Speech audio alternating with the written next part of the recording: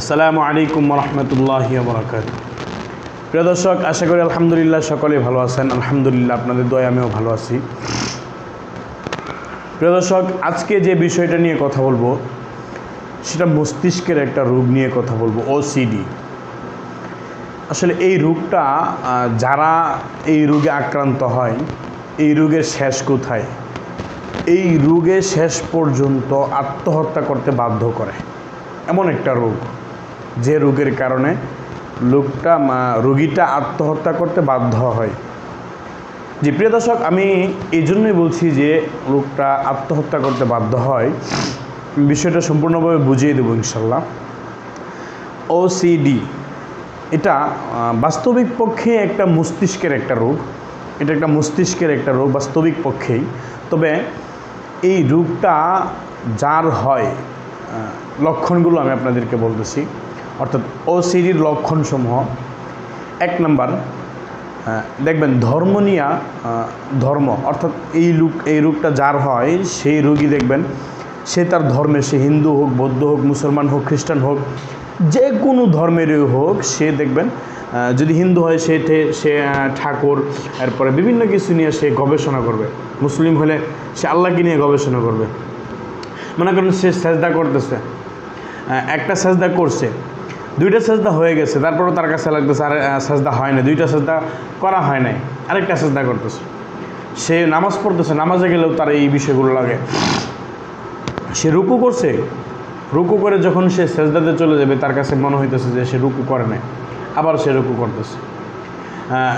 2 রাকাত নামাজের মধ্যে দেখবেন সেজদা করে, 2 রাকাত নামাজের মধ্যে সেজদা কয়টা? 2টা 4টা। অর্থাৎ ধরেন আপনি 1 রাকাতের মধ্যে 2টা সেজদা করলেন, একটা সেজদা করার পরে তার কাছে মনে হইব সেজদাটা কি হয় নাই, বা 2টা সেজদা করার পরে আপনার মনে হইতেছে যে সেজদাটা কেমন হয় নাই এরকম একটা মনের মধ্যে ভাব, বা রুকু করার পরে মনে হবে যে রুকু করতেছে না, আল্লাহকে নিয়ে ভাববে, যে কোনো ইবাদত বা যে কোনো শব্দ নিয়ে। অর্থাৎ এক কথায় ওসিডি রোগটাই হয়েছে আপনার রিপিটেশন করা, অর্থাৎ একটা কাজকে বারবার করে করা, একটা কাজকে বারবার করে করা। তবে একটা কথা বলে রাখি, ওসিডি রোগের যারা আক্রান্ত সে আর পাগলের মধ্যে পার্থক্য কি জানেন? ওসিডি রোগী এবং পাগলের মাঝে পার্থক্য হলো, পাগল কিন্তু জানে না যে কোনটা খারাপ। অর্থাৎ সে রাস্তা দিয়ে যাইতেছে, সে নাপাক খাইতেছে, ময়লা খাইতেছে না কি খাইতেছে, সে নিজেও জানে না, তারপরেও কিন্তু তার মুখে হাসি, পাগল। আর সে এই রোগীটা, ওসিডি রোগীটা, অর্থাৎ এই রোগে আক্রান্ত যে রোগীটা, সেই রোগী কিন্তু বুঝতে পারে যে আমার এটা ঠিক হচ্ছে না, কিন্তু তারপরেও সে বারবার মনের সাথে যুদ্ধ করতে হইতেছে, তার ব্রেইনের সাথে তার যুদ্ধ করে চলতে হইতেছে। 1 নাম্বার বিষয়গুলোর ধর্ম নিয়ে, যেরকম সে আল্লাহকে নিয়ে গবেষণা করতে থাকে, আল্লাহকে নিয়ে আল্লাহ কি কইতে এই সেই আবিজাবি বিভিন্ন কিছু গবেষণা করতে থাকে। হিন্দু ধর্মের হলে ঠাকুরকে নিয়ে, বিভিন্ন কিছু নিয়ে, এই সেই তাদের দেবতাকে নিয়ে বিভিন্নভাবে গবেষণা করতে থাকে, ইবাদত নিয়ে গবেষণা করতে থাকে। এটা হলো আপনার ধর্ম নিয়ে। দ্বিতীয় পয়েন্টটা হলো, দ্বিতীয় যে লক্ষণটা সেটা হচ্ছে যৌন সমস্যা, যৌন বিষয়টা নিয়ে আর অর্থাৎ সে যৌন বিষয়টি এরকম পর্যায়ে সে নিয়ে চলে যায় যে সে নিজের আপন বোন বলেন বা মা বলেন বা ভাই বলেন, সে সবার ক্ষেত্রে সে যৌন বিষয়টা সে প্রয়োগ করার তার দিলের মধ্যে এই ধরনের চিন্তা চেতনা চলে আসে। অনেক সময় তার ভিতরে চিন্তা চেতনা চলে আসে এবং সে যৌন বিষয়টা নিয়ে সে এমন পর্যায়ে যায়, সে যাকেই দেখে তাকেই নিয়ে সে যৌন বিষয় নিয়ে সে এমন একটা পর্যায়ে চলে যায়, নিজে গবেষণা করতে করতে সে চলে যায়। তৃতীয় নম্বর যে বিষয়টা হয়েছে, বিষয় অনেকগুলোই থাকতে পারে, এখানে নাম্বার দিয়ে আসলে আমি আপনাদেরকে বোঝাতে পারবো না, বহুত লক্ষণ আছে। মনে করেন সে একটা মোটরসাইকেল চলা,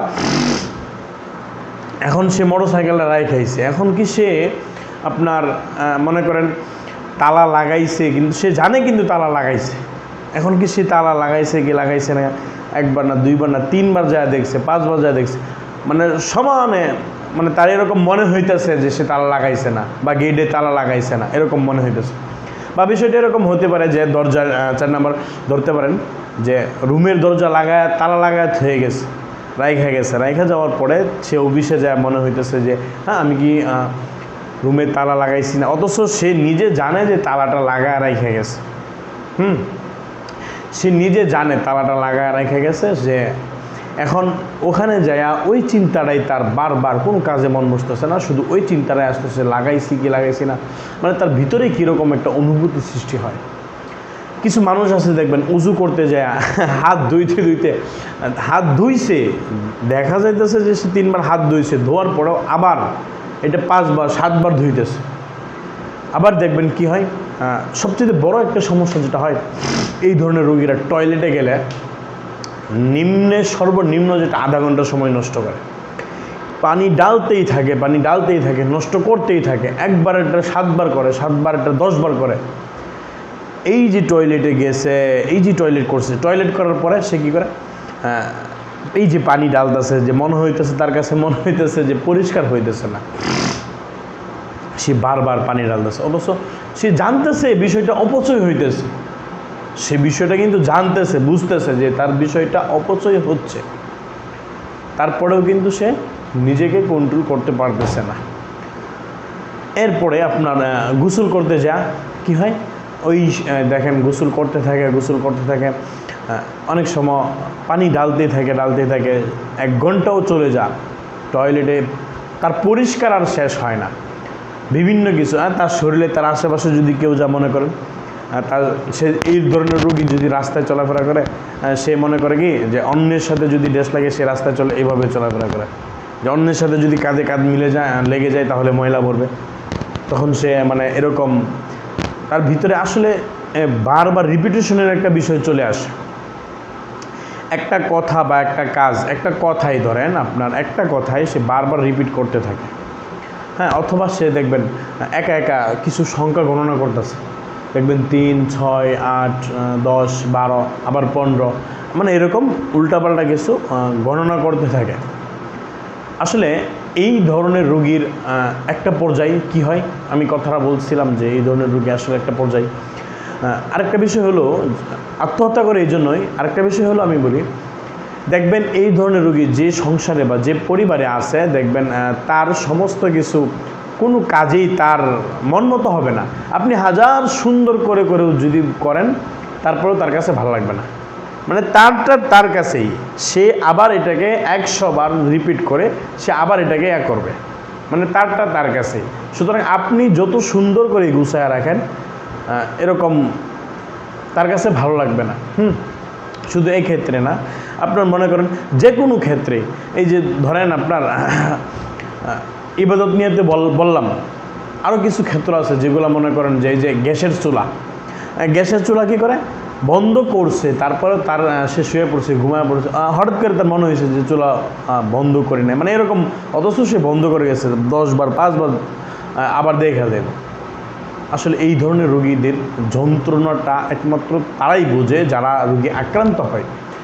আসলে অনেক সময় হয় কি যে আপনার ওই যে অনেকেই নোংরামিটা আপনার তারা কিন্তু আপনার নোংরা সহ্য করতে পারে না। যেরকম নোংরা সহ্য করতে পারে না বলতে আপনার সাথে যদি আপনার হাতটা যদি তার হাতে লাগে, সে মনে করে যে ধুলাবালি লাগবে, সেক্ষেত্রে তার ধৌত করতে হবে, তখন কিন্তু করতে পারে। অনেক সময় পরিবারের অনেক লোকেরা তার প্রতি বিরক্ত হয়ে, এই রোগীদের প্রতি বিরক্ত হয়ে কী করে, বিভিন্ন নোংরা ঢেলে দেয় অথবা আঘাত করে। আসলে এগুলো ঠিক না। তখনই কিন্তু যখন ওই রুগীটা সে সমাজ থেকে সে আলাদা হয়ে যায়, সে কিন্তু দিন দিন লক্ষ্য করে দেখেন তার প্রত্যেকটা কাজ দিন দিন কিন্তু সমাজ বহিরাগত হয়ে যাচ্ছে। কারণ আপনি একটা দিন একটা যন্ত্রণা কত সহ্য করা যায়, বা যখন এই রোগীগুলো এরকম করে, আসলে কিন্তু তখন সহ্য করা সম্ভব হয় না।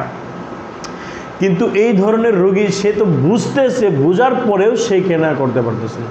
আসলে তাদেরকে বুঝাইতে হবে, তাদেরকে এই রোগগুলো থেকে বাঁচানোর জন্য তাদেরকে সাহস যোগাতে হবে। এই রোগ ওসিডি রোগ থেকে বাঁচার লক্ষণ বাঁচার জন্য নিয়ম আমি বলে দেবো ইনশাল্লাহ। তবে কথা হচ্ছে যে কথাটা বলছিলাম যে ওসিডি রোগের কারণে আপনার আত্মহত্যা করা পর্যন্ত চলে যায়। এটা আসলে কেন হয়? এমন একটা সময় চলে আসে যে সময়টার মধ্যে আপনার সে সমাজ থেকে নিজেকে বহিরাগত করে ফেলে, অর্থাৎ নিজেকে সে এমন পর্যায়ে নিয়ে যায় যে সমাজের কোনো কিছু তার পছন্দ হয় না, আর সমাজ তাকেও পছন্দ করে না। তখন সে নিজে নিজে যখন পরিবার যখন তাকে এভাবে করে, তখন সে কিন্তু অনেক কষ্ট পায়। বন্ধুবান্ধব যারা তার বন্ধুরাও কিন্তু সে বন্ধুদের থেকেও কিন্তু আলাদা হয়ে যায়, এক পর্যায়ে সে আত্মহত্যার পথ বেছে নেয়। তো এই ধরনের রোগী যারা আছে তাদের জন্য চিকিৎসা আলহামদুলিল্লাহ দুইটা মাধ্যম আছে। হ্যাঁ, দুইটা মাধ্যমের মধ্যে আমি আপনাদেরকে ইনশাল্লাহ বলবো। তো সকলের সুস্থতা কামনা করে বিদায় নিচ্ছি। আসসালামু আলাইকুম ওয়া রাহমাতুল্লাহি ওয়া বারাকাতুহু।